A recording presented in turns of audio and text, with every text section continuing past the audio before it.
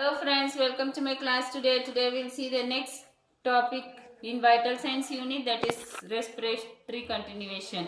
So in that we'll see the factors affecting respiration, assessment and alterations in respiration. So in factors affecting, there are factors that increase the respiratory rate and factors that decrease the respiratory rate. So under that, in factors that increasing respiratory rate are age, anxiety, exercise, altitude or atmosphere, body temperature, dehydration, heart and respiratory illness.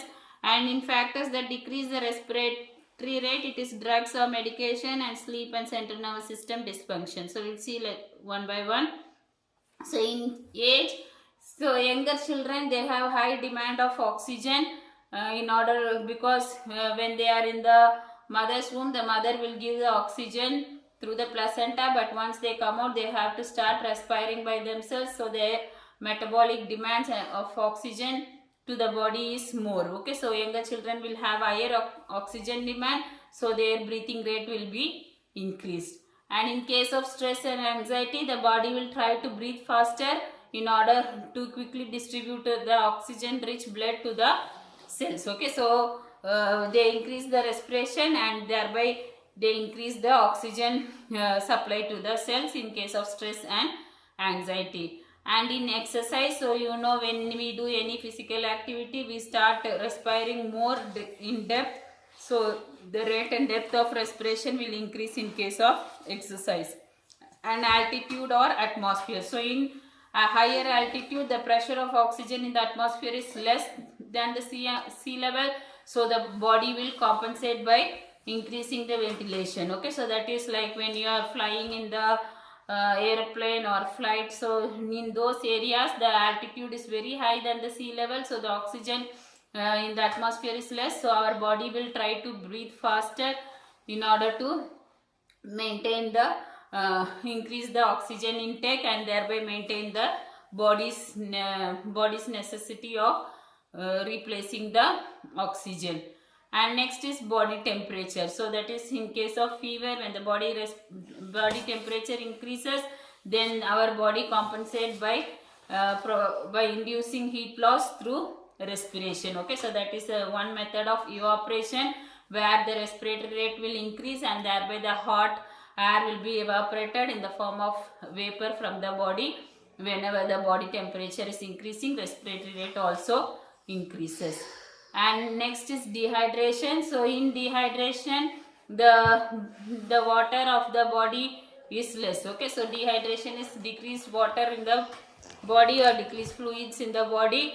Again, in dehydration, the respiratory rate is increased. This is because body tries to breathe faster and thereby they increase the energy to the cells. Okay, they provide more oxygen so that the cells will get energy.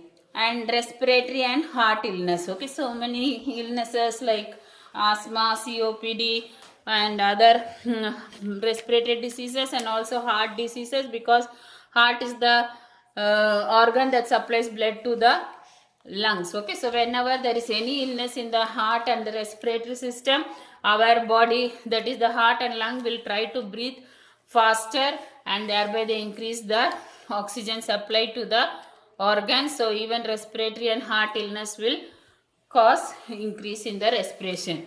And next, the factors that decrease the respiration are drugs and medications. So certain medications like sedatives, narcotics. Okay, so these are the drugs which have the ability to depress the respiratory center, that is medulla oblongata. So when they depress the respiratory center, there will be decreased respiratory rate. And next is sleep. Okay, so in sleep, in the phase of non-REM, okay, non-REM is rapid eye movement. So when there is no rapid eye movement sleep, the breathing rate will be slow and regular. And in REM, okay, that is when the rapid eye movement sleep, so this is the time when the person will have dreams or is about to awake. Okay, so when he is about to awake or arouse from sleep, the breathing rate will gradually rise and there will be regular shallow breaths during the REM sleep. Okay, this is because the throat muscles are relaxed and there is decreased rib movement, that is the rib cage is moving in a decreased way during the sleep. Okay, so the sleep also decreases the respiration, mainly in the non-REM sleep.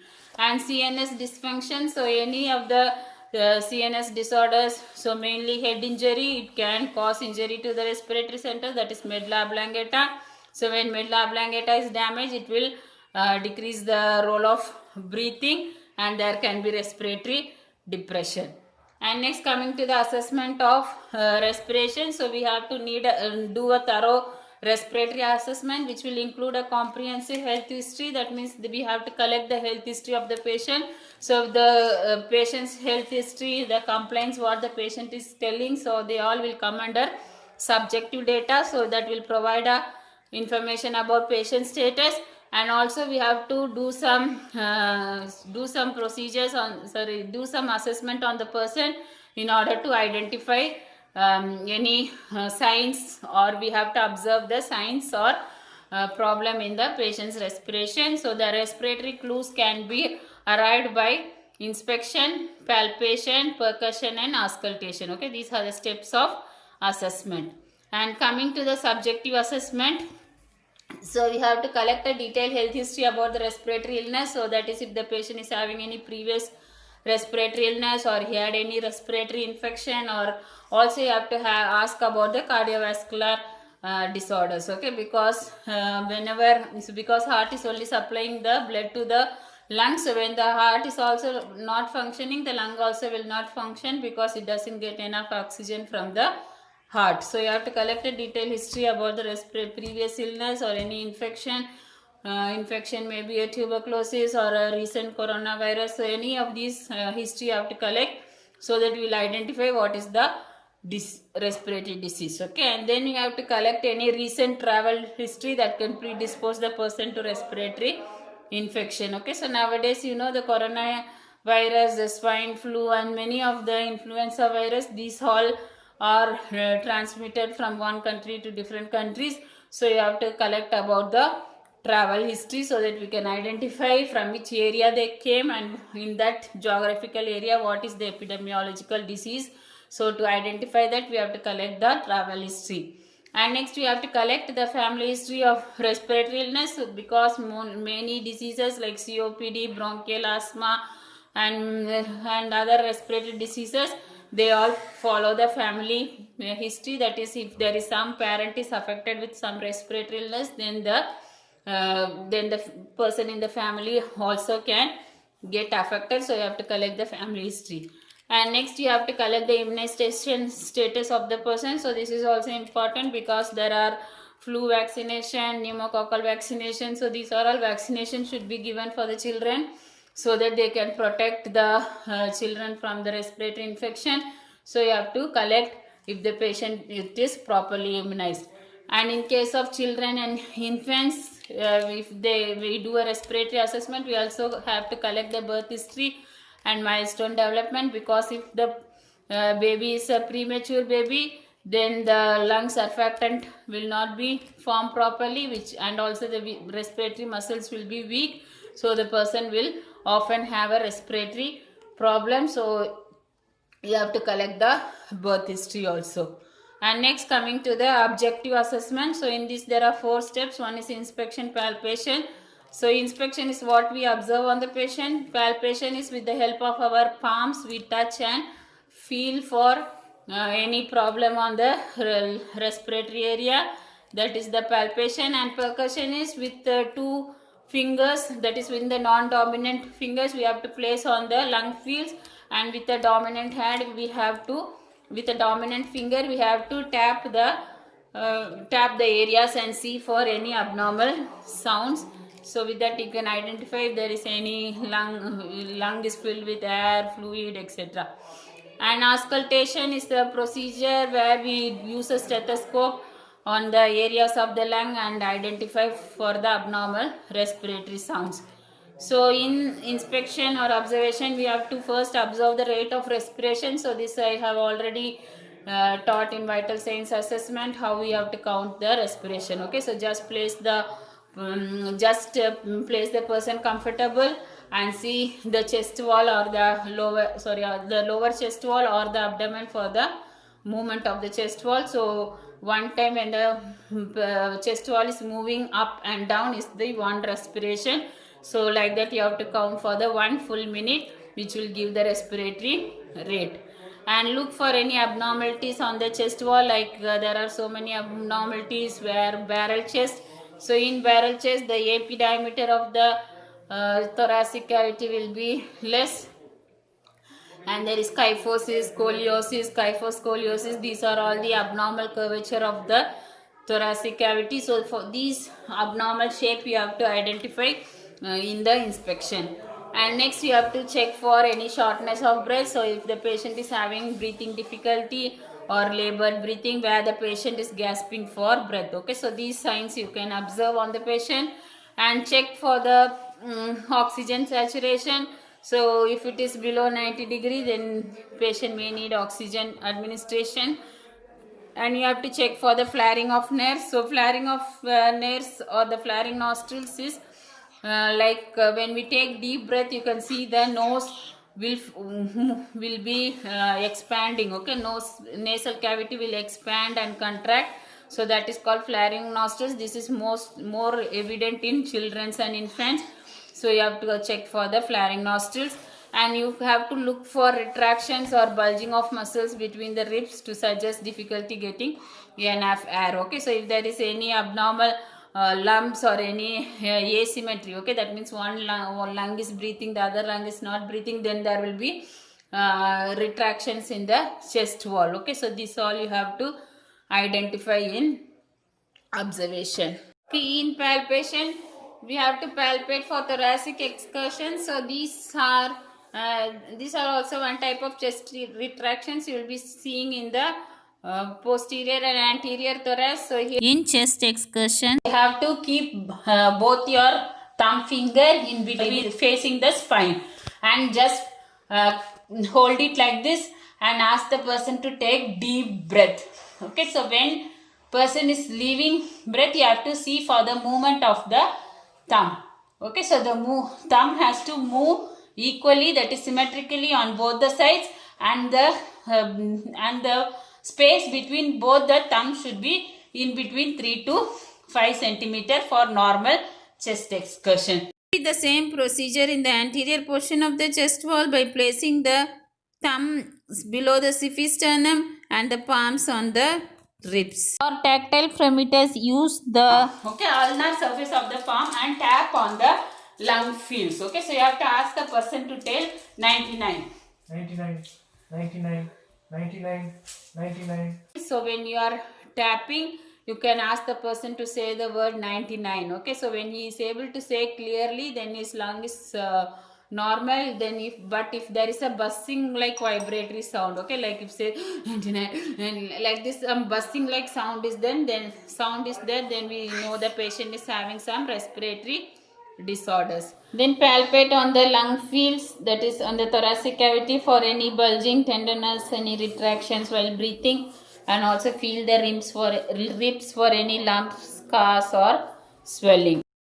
Okay, next is percussion. So in percussion, use the middle and the index finger of your non-dominant hand to place it on the person chest wall. Okay, and then you have to use the index finger of your dominant hand and tap forcefully on the fingers. Okay, so then when you tap, you will feel a sound. Okay, so you have to hear for the sounds. So if there is a short and high pitched or a very dull sound, that means it is a muscle or bone, which means there is respiratory consolidation. And if there is a loud, long, low pitched hollow sound over the lungs or stomach, it means bronchitis. If there is a dull thudding sound over large organs such as liver, then it is also consolidation of lungs. And then if there is a loud low pitched sound over the stomach, that means it indicates pneumothorax or emphysema. So pneumothorax is air filled in pleural cavity. Emphysema is there is a dilatation or permanent dilatation of the bronchioles. And if it's a high pitched drum like sound is heard on the chest, when the chest is expanded, that means there is excess air inside and the lungs are collapsed. And next is the auscultation. So auscultation is with the help of a stethoscope. We will be checking on the back and sides of, on the front and back and sides of the chest to identify any abnormal breathing. Okay, so there are abnormal breathing sounds. If there is a rail, it means there will be crackling, popping or bubbling like sounds will be there, which may indicate pneumonia and pulmonary edema. And if in case of wheezing, there will be a whistling sound on expiration, which is pulmonary disease, that is COPD, asthma, allergy or infection. And in pleural friction rip, there will be a grating. Okay, grating is some two papers when they scratch each other. So like that sound will be heard on the pleural surface, which also suggests that it is a pneumonia and also a pleural effusion. And stridor is grunt like sound will be heard on inspiration, that can be due to any upper airway obstruction. And rhonchi is coarse rattling sound. Okay, somewhat beating like sound will be there. This is due to secretions beating with the air. Next is techniques of assessing respiration. So here in the vital signs demonstration, I have demonstrated it. The video link will be given in the description, so please watch that video. And here the respiratory rate is counted after taking the pulse rate. So we must not make the patient aware that we are counting the respiration. So if the patient is aware, he may increase the respiration. So after counting the pulse, you have to just leave your fingers and then start counting the respiration. Observe the movement of the chest or abdomen, which is rising and falling. One respiration will include full respiratory cycle, that is one inspiration, one inspiration and one expiration. Okay, so that is the rise and fall of the abdomen for one time will be counted as one full breath. Okay, so like this you have to count for full minute. While counting, you must also see rate, rhythm and quality and depth of respiration. Okay, how deeply the patient is breathing and what is the quality. Okay, so whether he is having some breathing difficulty or any abnormal breathing is there. So all those things you have to check while counting the respiration. Okay, then the respiratory rate will be recorded in breaths per minute, like 16 or 20 breaths per minute. So according to what number you have counted, and report and document if there is any respiratory abnormalities to the physician. And special consideration in taking respiration is, so you have to assess the movement of respiration in the lower chest and abdomen in newborn and infant. And for some adults, they are diaphragmatic breathers, so you have to check for the movement of the abdomen. And count the respiratory for one full minute. So that means you should not count for half minute or 15 seconds and then you will be multiplying into 2 or 4. So you must count it for full minute, because in some infants the in between the respiration may speed up and sometimes they will also have periods of apnea. So you cannot count haphazardly, you have to count it for full minute. Okay, so when assessing respiration, you have to see the chest wall movement clearly. So you have to see that adequate lighting is there to identify so that it is visible to see the respiratory rate. Okay, and always count the respiratory at rest, because only at that time you will get correct accurate measurement.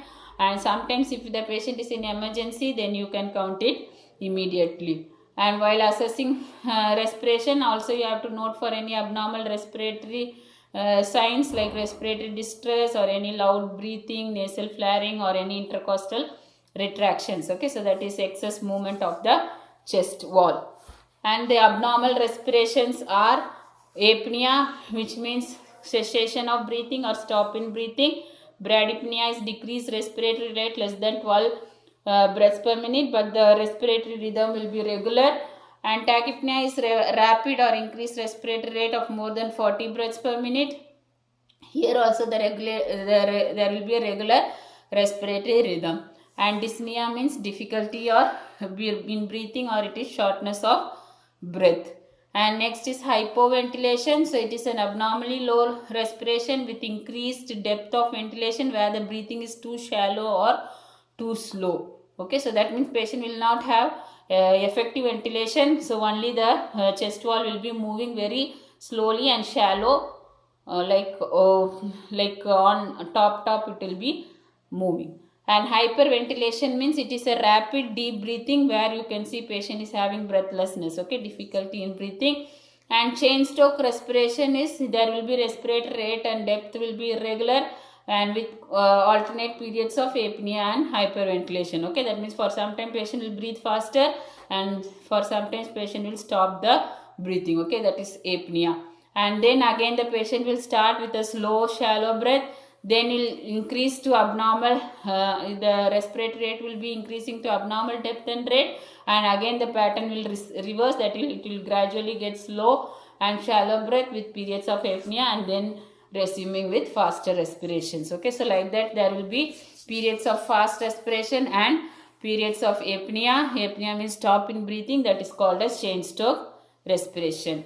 And Kussmaul's respiration, so this is mainly seen in diabetic ketoacidosis. When the blood is too much acidic, there will be abnormal rapid and deep respiration, which is called as Kussmaul respiration. And Blot respiration, this is irregular respiration with vary in depth and are interrupted by periods of apnea. Okay, so that is patient will take deep breath and he will stop slowly for some time. Okay, the breathing will stop, then again take deep breath, then stop. Okay, so like that there will be irregular respiration is called as Blot respiration. So this is about the respiratory topic. I hope you would have understood my class. Please like, share, subscribe and also click the notification button for regular update of my videos. Thank you.